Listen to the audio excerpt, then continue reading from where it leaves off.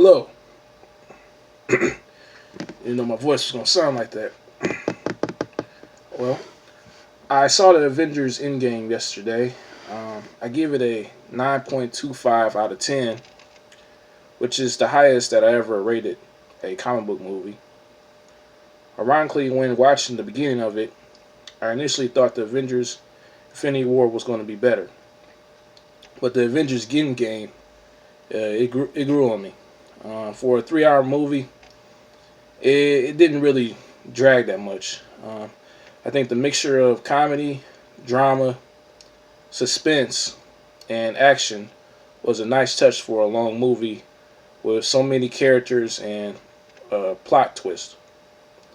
Also, the anticipation by this being a crucial movie, for example, the Doors of the Ring had the Return of the King.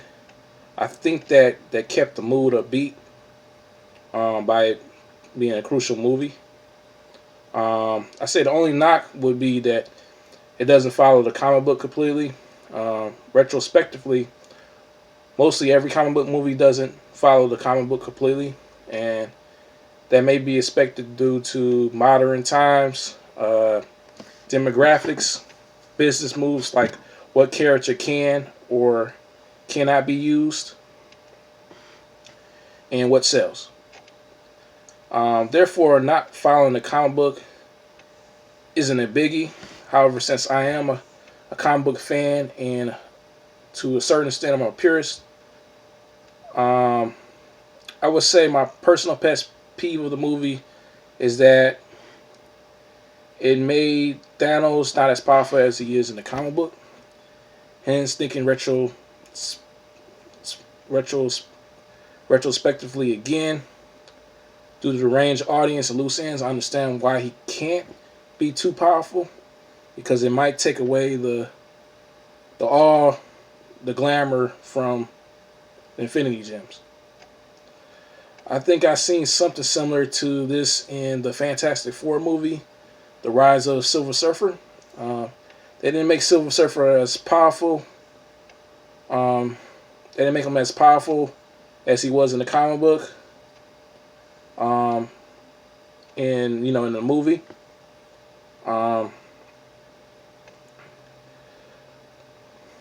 Old school and perhaps new school comic book readers know exactly what I'm talking about.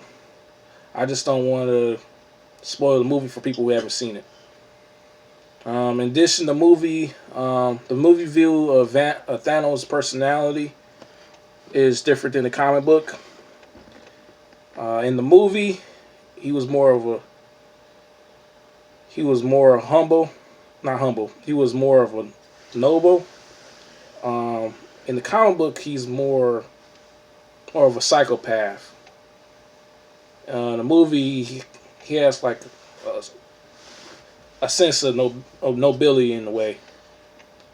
Um, I thought that was a plus as far as creativity and being considerate of diverse age groups.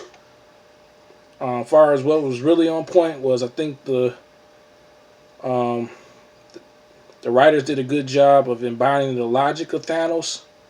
They embodied the logic that he has in the comic book, and they was able to transfer it to the big screen. Overall, I think this movie was great for all populations. The writing and acting was spectacular.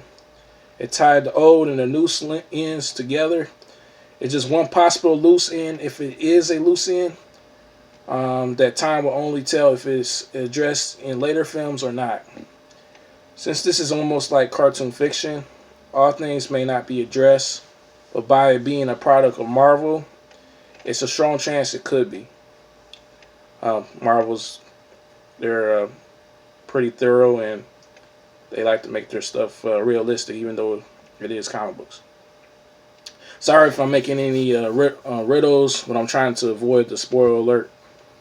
Regarding the actors, they brought a lot of life and sincerity to a superhero comic book movies.